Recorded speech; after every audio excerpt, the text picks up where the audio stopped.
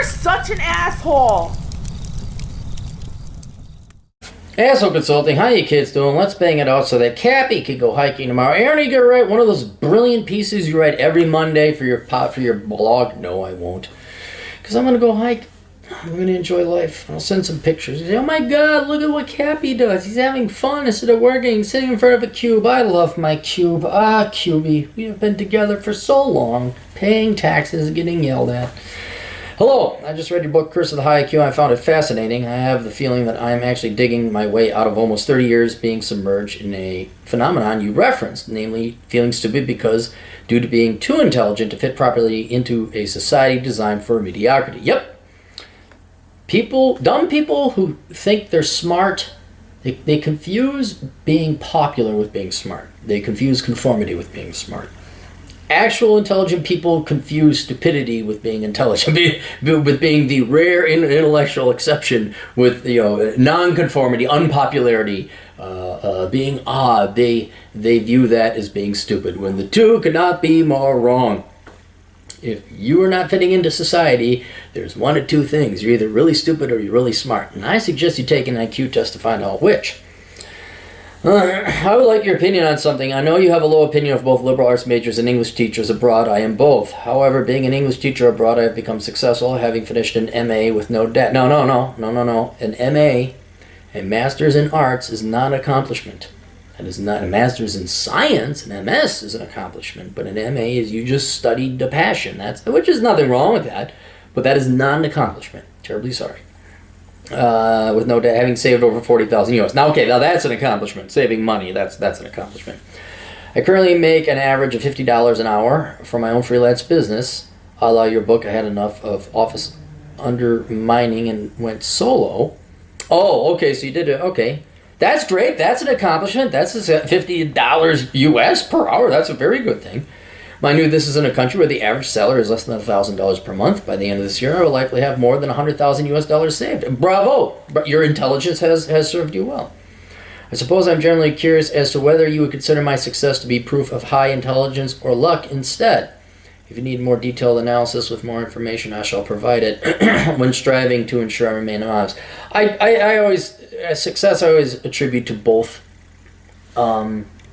because there's both intelligence and luck. Sometimes it's just luck, sometimes it's just intelligence, but usually it's a combination of both. But success, I would almost say there's a third component, and it's quite irrelevant of luck or intelligence, and that's hard work and putting yourself out there and having hustle. You don't need to be a genius to be a success. You don't. What was it? I want to say it was cookies. Some guy, it could have been Mrs. Fields' cookies. I could be wrong, but it's something to do with cookies. And this guy was not a brilliant man at all. I think they did test his IQ. He was a multimillionaire, and the reason why, he just made damn good cookies, and he sold it, and they sold it to a company. He was a millionaire. But he put himself out there. He had entrepreneurship. So it certainly helps to be intelligent. Luck certainly helps. But I think with success, it also comes from hard work and putting yourself out there so that when opportunity and luck comes along, you're there to capitalize on it. By the way, in spite of being a liberal arts major, I've recently dabbled in STEM subjects, especially coding, and can learn them easily. Yeah, it's great being smart. You just pick shit up. It's great. It's awesome.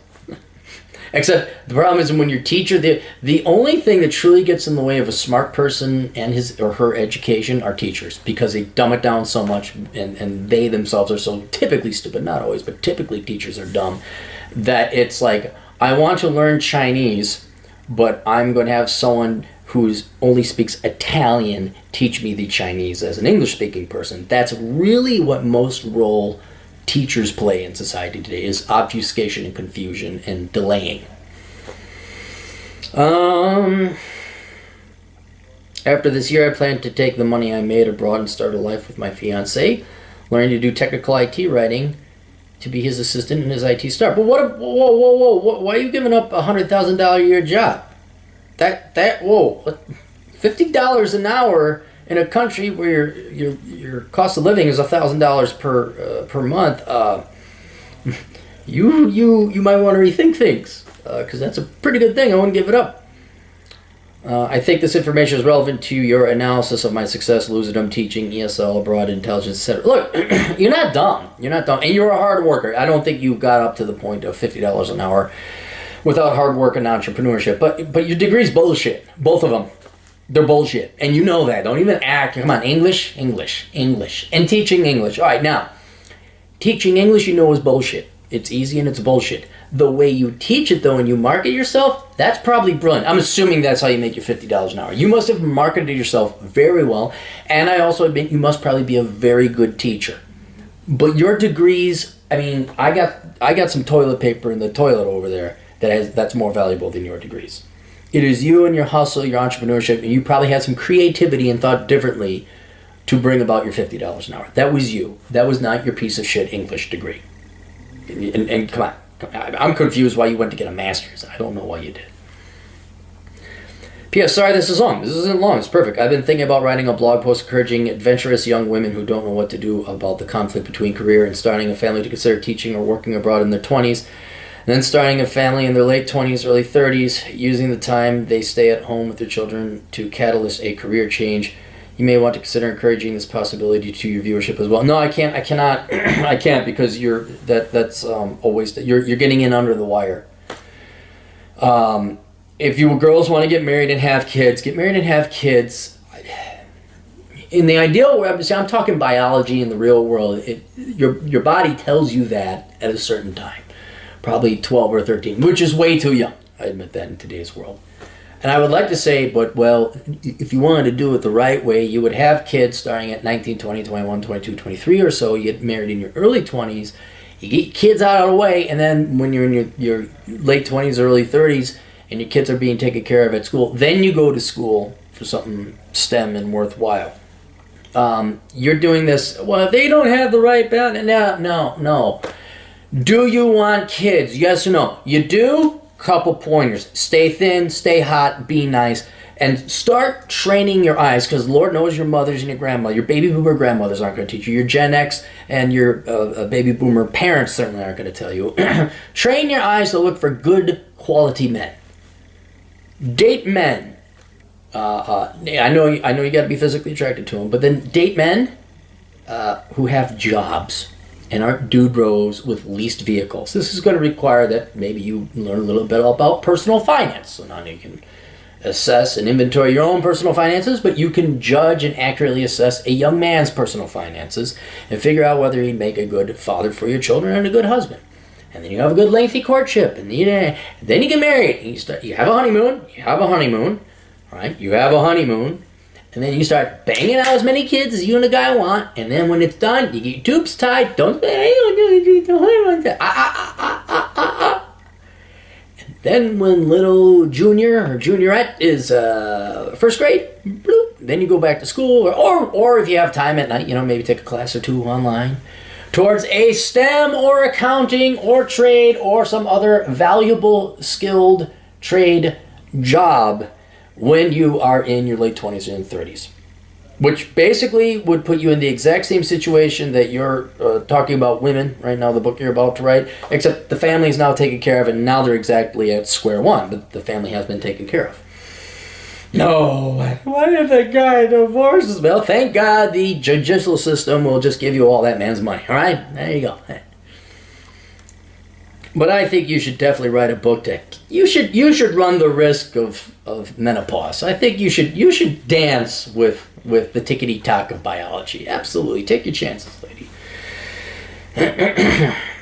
And the career change, fuck your career. Your career there's no such thing as a career. There's a place you go to sacrifice bits of your large percentages of your finite life to get money so that you may go in and actually live life. If you are a fool to think that your life is your career, well, you deserve to have a life that is miserable because your life is your career.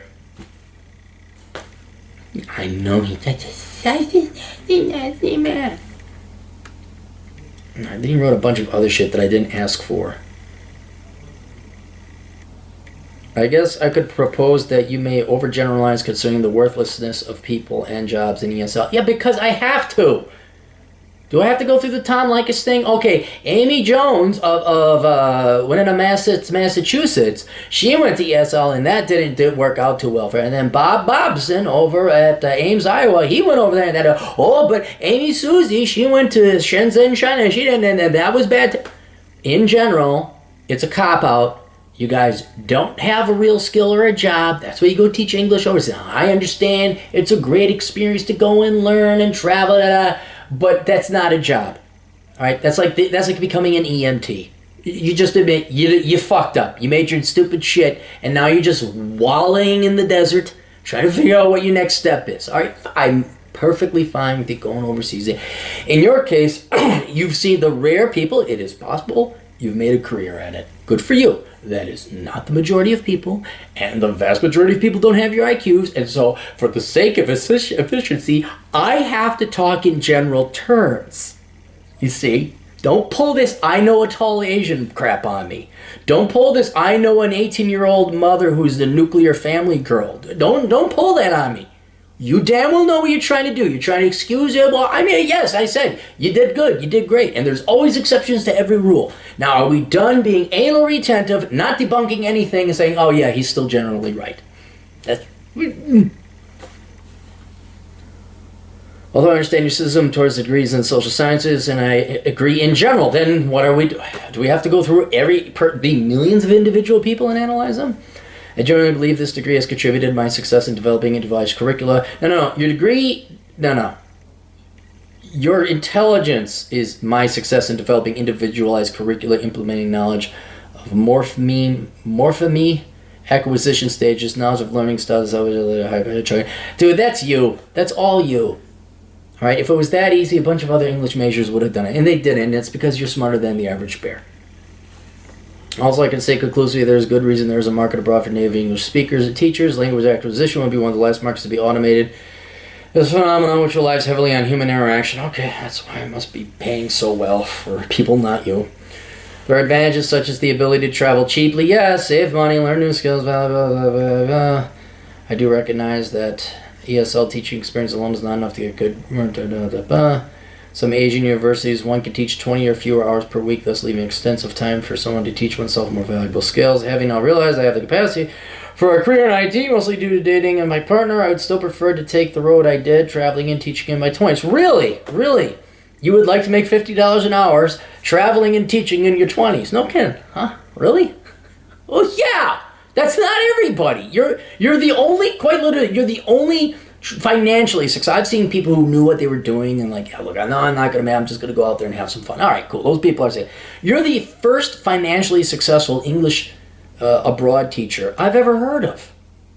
All right? You're the exception. And really, it was fun traveling. I love it how girls say, I like to travel. Really? I like ice cream and blowjobs. Oh, fuck. Well, yeah, and here's where a little bit of luck. Yeah, maybe you were the right person at the right time. I say it also, it was your entrepreneurship, and you thought things through, and you obviously marketed yourself and had more hustle than the average person.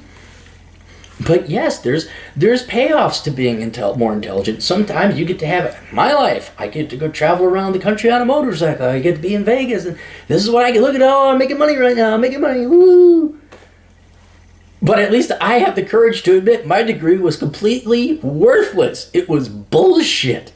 The only way I turned it around or salvaged it was by being entrepreneurial and being 2 or 3 standard deviations to the right of the bell curve when it came to trial and error. Tall ballroom dance, work security. What else did I do? I did a bunch of stuff. And it's my hustle. It's not my degree. It was my hustle that got me where I got.